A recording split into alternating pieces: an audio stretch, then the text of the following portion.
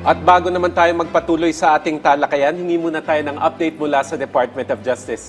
Yusek Marge, yung Katarungan Caravan ay nagtungo sa Dagupan City. So, kamusta naman ito? Yes, tama ka dyan, Asik Joey. Nagtungo ang Katarungan Caravan ng Department of Justice sa bangus capital ng bansa o ang Dagupan City sa Pangasinan. Hindi para mamili o tumikim ng mga masasarap na isda, kundi para personal na maghatid ng libreng serbisyong legal sa ating mga kababayan. Sa pangunguna ng DOJ Action Center, katuwang ang Department of Labor and Employment o DOLE, nagkaroon din ng job fair sa naturang caravan na gumulong noong isang linggo. Daan-daang kababayan natin ang nakinabang sa proyekto kung saan nakiisa rin ang ilang pribadong kumpanya at mga volunteers. Maliban sa legal na tulong, marami sa mga lumahok sa job fair ang nabigyan ng kabuhayan at trabaho on the spot.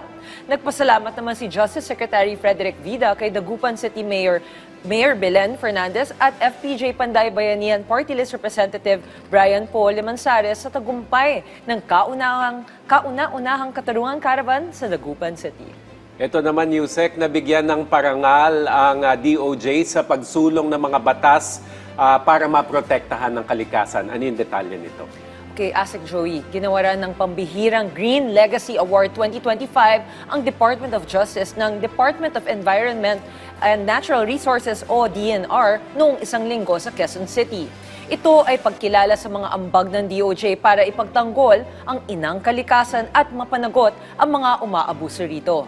Kasama rin sa parangal na ito ang mga makabuluhang proyekto ng DOJ tulad ng Task Force on Environmental Cases, gaya ng pagsasagawa ng mga case-building workshops at trainings para sa DNR upang maging katuwang ng DOJ sa pagsasampa ng mga matitibay na kaso sa korte. Personal na tinanggap ang parangal ni Prosecutor General Richard Anthony D. Vadulyon at Deputy State Prosecutor Margaret V. Castillo Padilla na pinuno ng Task Force on Environmental Cases. Yan, congratulations Thank you. sa DOJ Yusek Marge at maraming salamat sa mga update na ibinahagi mo mula sa DOJ. You're welcome, Master Joey.